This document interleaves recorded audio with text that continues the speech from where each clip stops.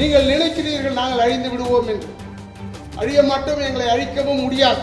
தங்கச்சி புருஷன் மச்சான் இல்லாம வேற என்னடா சொல்றது? புரட்சி தலைவி அம்மா அவர்களை பற்றி எதிர்த்து பேசினார், இன்று காணவில்லை சினிமா உலகத்தில். எஸ்வி சேகர் என்ற ஒரு நீச்சல் தண்ணிக்காரப்ப ரவுடி பசங்கள்லாம் இறக்கிடுவாங்க, எங்களுக்கு பாதுகாப்பு. ஏண்டா நீங்க ஊருக்குள்ள வந்தாலே யோகியம் வரான் சொம்பெடுத்து உள்ள வைன்னு சொல்ற ஆளுங்க நீங்க. ஒரு நூலை முன்னாடி தொக்க விட்டா மறைஞ்சிருவான் மனோபாலம். நான் குரான் புக்கை வைக்கிறேன்டா என் மெம்பர்ஸுக்கு முன்னாடி, சத்தியம் பண்றா பாப்பா நான் 1 கோடி கொடுத்து, நீ 1 கோடி கொடுத்து நான் வேணாம்னு சொல்லிட்டேன்.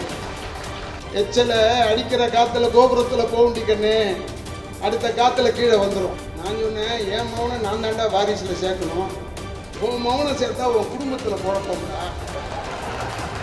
நீ சேர்ந்திருப்பது நல்ல கூட்டமாக இருந்தால் பரவாயில்லை, மலம் தின்னி கூட்டத்தோடு சேர்ந்தால் உன் புத்தியுமா மலம் தின்ன போகும். இதில் இடமளித்த எங்களுடைய அன்பு சகோதரர் சூப்பர் ஸ்டார் ரஜினிகாந்த் அவர்களுக்கு தனிப்பட்ட முறையில் என்னுடைய நன்றியை தெரிவித்துக் கொள்கிறேன். இந்த இடத்தின் சார்பாக பூமுத்து அளிக்கப்பட்டது அது வெற்றிக்குத்தான் என்று எங்களுக்கு தெரியும். எந்த கொம்பாதி கொம்பனாக இருந்தாலும் இந்த சரத்குமார் அணியை அசைக்க முடியாது. அவர் காரில் வரும்போது என்று சொல்லிகிட்டே வந்தார், கொஞ்சம் பார்த்து பேசுங்க, யோசிச்சு பேசுங்க. என்னை இந்த மனோகரா சீனில் சங்கிலி கட்டி போட்ட மாதிரி போட்டு வச்சுட்டு நிற்க வச்சு பேச வைக்கிறாங்க. நான் சொன்னேன் ராதிகாவில் மேடை உட்கார வைங்கன்னு. ராதிகா சொல்லுது இல்லை நான் இங்கே தான் உட்காருவேன், நீங்கள் பேசும்போது நான் உங்களை பார்க்கணும். நான் இந்த சல்லடை இருக்குல்ல, சல்லடை, இந்த சல்லடை சொல்லுதான் தைக்கிற ஊசியை பார்த்து, சீப்பா உன் தலையில் ஒரு ஓட்டை இருக்கு. குண்டூசியை பார்த்து சல்லடை, இந்த சல்லடையிலேயே 108 ஓட்டை. இது கேக்குதான். குண்டூசியை பார்த்து உன் தலையில ஒரே ஒரு ஓட்டை, ஒரு ஓட்டை தான் நான் சொல்றான் 30 வருஷமா ஒரே முகத்தை தான் பார்க்கணுமா? ஏன் உன் பொண்டாட்டி கூட தான் 30 வருஷமா பார்க்குற? இதை சொல்லலாம் இல்லைம்மா, இது மாதிரி சொல்லலாம். கையெழுத்து போடுறான், எல்லாரும் கையெழுத்து போட்டாங்க. கமல்ஹாசன் கையெழுத்து போட்டார். என்னடா கமல்ஹாசன் சினிமாக்கு கமல்ஹாசனை பற்றி பேச உனக்கு என்ன யோகித்துட்டே? நானும் கமலும் அரை ட்ரவுசர் ஃப்ரெண்டுரா, ஒரே ஏரியாவில் சுற்றிக்கிட்டு இருந்தவங்க, 2 பேரும் மாற்றி மாற்றி தான் கெட்ட வார்த்தையில் பேசிக்குவோம். அதுக்கெல்லாம் என்ன செய்யறது? நான் என்ன செய்ய முடியும்? நான் வில்லன் நடிகன் ஆகிட்டேன். அது நம்ம குடும்பத்தில் ஐஎஸ்ஐ முத்திரை குத்திட்டான். நான் ஏசுநாதர் வேஷம் போட்டு வந்தா கூட ஜனங்க என் உறுப்பினர்களே கேட்பாங்க, என்ன ராதாரவி என்ன போய் ஏசுநாதர், ஏன்னா அவங்க என்கிட்ட வேற ஏதோ எதிர்பார்க்கிறாங்க. இப்போ கூட இங்கே வந்திருக்கிற ஒரு 20 மாணவர்கள் நினைக்கிறேன், அவங்க சொன்னாங்க அண்ணா அந்த யூடியூப்ல பேசுன மாதிரியே பேசுங்க. அப்போ என்ன நல்லவனா எடுத்துக்கவே இல்லைடா. இதில் ஆச்சரியமே என்னன்னா, நான் நடித்த ஒரு சில படங்களை தான் கதாநாயகன் நான் நடித்து பார்த்தேன் வேலைக்கு ஆகல. ஏன்னா ஒரே பொண்ணை விரும்பணுமா, அப்புறம் அவங்க அப்பா அம்மாவை போய் கேட்கணுமா, இந்த வேலையெல்லாம் கொடுத்தாங்க. இதெல்லாம் ரொம்ப கஷ்டங்க. நான் வில்லனாகவே பண்ணுறேன், யாரை வேணாலும் விரும்பலாம், அப்பா அம்மா கிடையாது, எனக்கு பிரச்சனையே இல்லாமல்.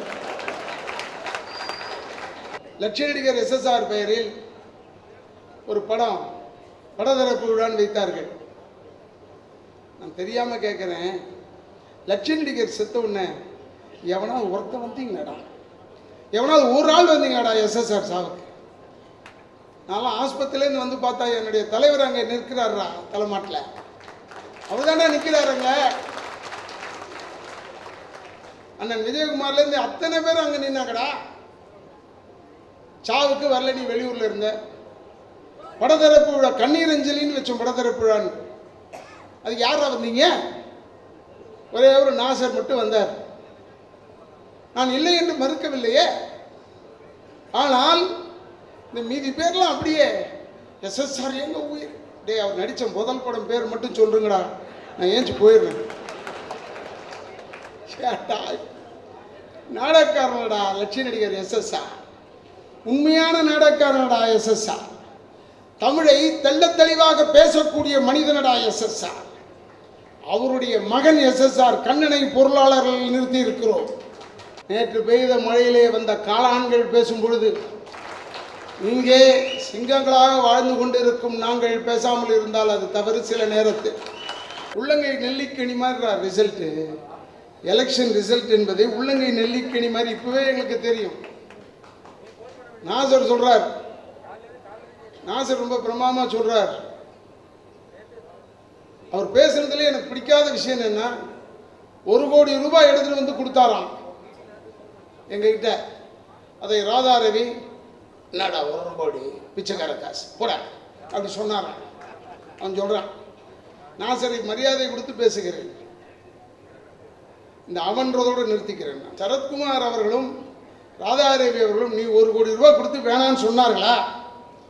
நான் என்ன கேட்கிறேன் நாசரிடம், நீ உண்மையான முஸ்லீமாக இருந்தால், 5 வேளை தொழுகை செய்யும் முஸ்லீமாக இருந்தால், நான் குரான் புக்கை வைக்கிறேன்டா என் மெம்பர்ஸுக்கு முன்னாடி, சத்தியம் பண்றா பாப்பா, நான் 1 கோடி கொடுத்து நீ 1 கோடி கொடுத்து நான் வேணாம்னு சொல்லிட்டேன். நீ சேர்ந்திருப்பது நல்ல கூட்டமாக இருந்தால் பரவாயில்லை, மலம் தின்னி கூட்டத்தோடு சேர்ந்தால் உன் புத்தியுமா மலம் தின்ன போகும். என்னுடைய அன்பு சகோதரர், என்னுடைய சகோதரியின் கணவர் சரத்குமார் அவர்கள். நான் எதுக்கு சகோதரியின் கணவர்னு சொல்றேன்னா, எல்லாம் ஒரு குடும்பமா இருக்காங்கன்னு. ஆமாண்டா, பின்ன தங்கச்சி புருஷன் மச்சான் இல்லாம வேற என்னடா சொல்றது. ஒரு சகோதரர் இதே போலத்தான் தேர்தல் நேரத்தில் புரட்சி தலைவி அம்மா அவர்களை பற்றி எதிர்த்து பேசினார். இன்று காணவில்லை சினிமா உலகத்தில். அவர் சொல்கிறார் நடிகர் சங்கத்தை காணவில்லை. முதல்ல ஒண்ணு காணமேடா. எனக்கு வயது சிறு வயது தான், 63 ஆகிறது. 63 வயதில் 18 வயதிலே மேடை ஏறி பேசி பழக்கப்பட்டவன், பேசி பேசிய பல ஆட்சிகளை கொண்டு வந்தவன் ராதாரவி. எங்களுக்கு என்ன பேசணும்னு எங்களுக்கு தெரியும். மேடையிலே சாதாரணமாக பேசினால் ராதாரவி 4.5 மணி நேரம் பேசக்கூடியவன். 2 சினிமா ஓட்டு வந்தான். நான் ஜனங்களை எழுப்பாம, நீ பில்லுங்க பையன் வந்து நின்று அவர் வெட்டியான் இவர் இதுன்னு சொன்னா நல்ல வார்த்தை வருமா? இல்லை, நான் பேசவில்லை, நீங்களே பதில் சொல்றீங்க. எஸ்வி சேகர்ன்ற ஒரு நீச்ச தண்ணிக்காரப்ப 60 கோடி வாங்கிட்டாங்க, 170 கோடி வாங்கிட்டாங்க. இன்னும் 18ஆம் தேதி போனா 300 கோடி வாங்கிட்டாங்கன்னு சொல்லுவான் போல இருக்கு. கேட்டா நீ எவ்வளவு வாங்கிட்டு பேசுறேன்னு அதை சொல்றான். முதல்ல நாங்கள் இவர்களுக்கு பதில் சொல்ல வரவில்லை. ஏன்னா எஸ்வி சேகர் குறிப்பிட்டது என்னுடைய தந்தையார் பெயரை, அதனால் சொல்கிறேன். அவன் சொல்றான், மேடையிலே விஷால் அவர்கள், எம்மா ராதா அவர்கள் தென்னிந்திய நடிகர் சங்கத்தில் உறுப்பினராக இல்லை என்றாலும் அவருக்கு கூட பூஜை பண்ணாரு, அது அவர் பெருந்தன்மையை காட்டுகிறதுன்னு.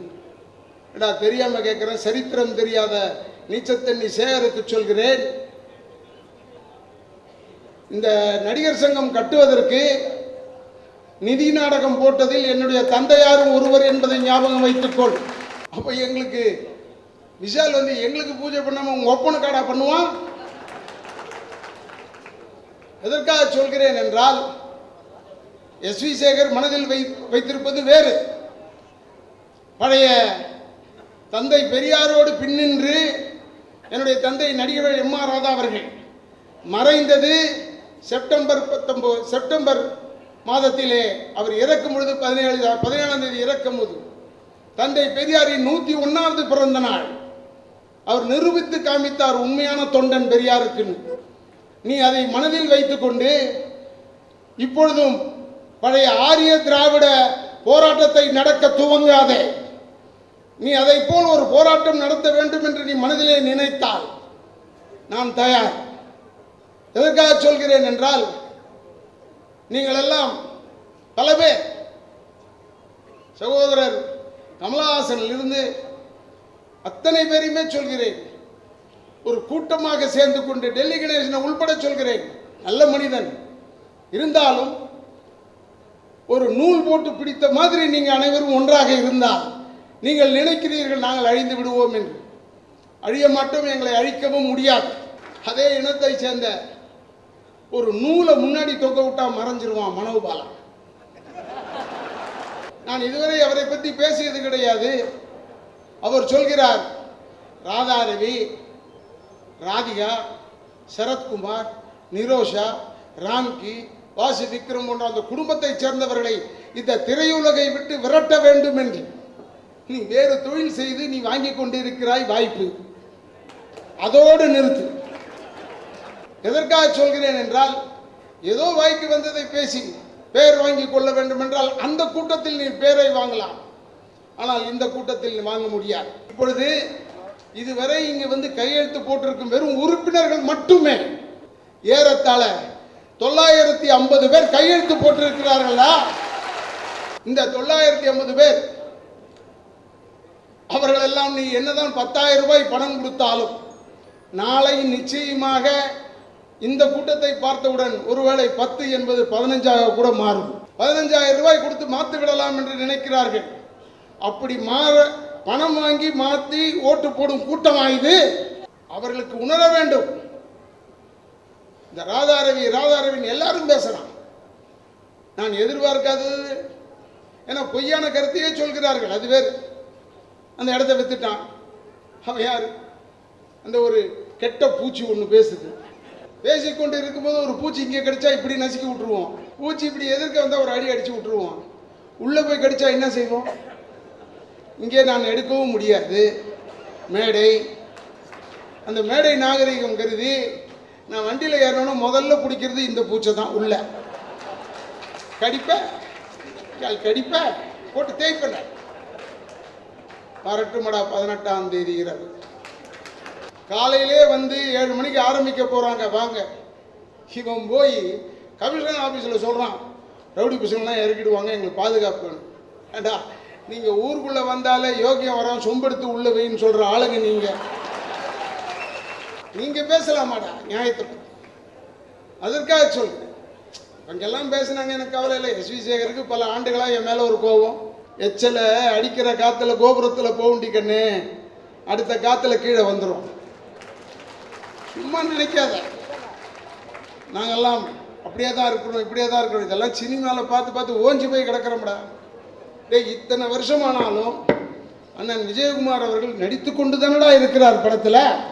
இத்தனை வருஷமா நடிக்கிறார். ராம்கி நடிக்கிறார். எல்லாரும் நடிகர்கள் தான். இப்போ கூட என் மாமன் வந்திருக்கான், அவன் மெம்பர் தான். ஹரி ராதா ரவின்னு அவன் பேரு. அவன் வந்திருக்கான். இவன் கேட்குறான், அது எப்படி ஹரி ராதா ரவி அவருடைய மகனை எப்படி அவர் சேர்த்தார், வாரிசு லிஸ்ட்ல எப்படி சேர்த்தாருன்னு கேட்குறான். நான் சொன்னேன், என் மகனை நான் தாண்டா வாரிசுல சேர்க்கணும். உன் மகனை சேர்த்தா உன் குடும்பத்தில் குழப்பம்டா. இவங்கெல்லாம் எப்படி நான் குற்றங்கள் சொல்லிக்கிட்டு இருக்காங்க நடிகர் சங்கத்தில்னா, ஒருத்தன் டாக்டர் கிட்ட போனான். சார், இங்கே தொட்டா வலிக்குது சார். ஐயோ, இங்கே தொட்டா வலிக்குது சார். ஐயோ, இங்கே தொட்டா வலிக்குது சார். டாக்டர் சார் சொன்ன, என்னடா உடம்பு பூரா வலிக்குது பாருங்க சார். ஐயோ கத்தணும். ஒரே அடியை வச்சார். விரல் உடஞ்சி போய் கிடக்குது, அதில் இருக்குடா வலி. அதை விட்டு உன் உடம்பு பூரா தொட்டுக்கிட்டு இருக்க, வலிக்குதுன்னு. அது மாதிரி இவங்கிட்ட ஓட்டையை வச்சுக்கிட்டு இவன் நம்மளை போட்டு குத்துறான். நான் தலைவரிடம் கேட்டேன், வெற்றி பெற்றவுடன் இந்த அக்ரிமெண்ட் பிரச்சனையை பார்த்து முடிச்சு வேற ஏதாவது நல்லா செய்ய முடியுமான்னு யோசிச்சு முடிவெடுங்கன்னு சொன்னேன். உடனே எங்கள் தலைவர் அவர்கள் அப்படியே செய்கிறேன் என்று சொன்னார்கள். அப்போ கைமாத்து வாங்கியிருந்தால், ஏதோ கையூட்டு வாங்கியிருந்தால் எப்படா தைரியமா அக்ரிமெண்ட்டை முடிப்பேன்னு சொல்லுவார்? யாராவது தைரியம் இருக்கிறதா? அதே போல் இவர்களை இவ்வளவு பணம் வாங்குகிறோம், இவ்வளவு உதவி செய்கிறோம், இதற்கு பதிலாக நீங்கள் நல்ல திட்டத்தை கொடுக்க வேண்டும் என்று சொன்னார்கள். யாரும் முன்வரவில்லை என்பது வேறு கதை, அது தலைவர் பேசுவார். ஆனால் நான் வெட்கப்படுவது, நான் மிகவும் மதித்த சகோதரர் நாசர் அவர்கள். அவர் தலைவருக்கு நிற்கட்டும், எங்கள் தலைவரை முடிஞ்சா வெற்றி பெறட்டும். நான் அதை சொல்லலை.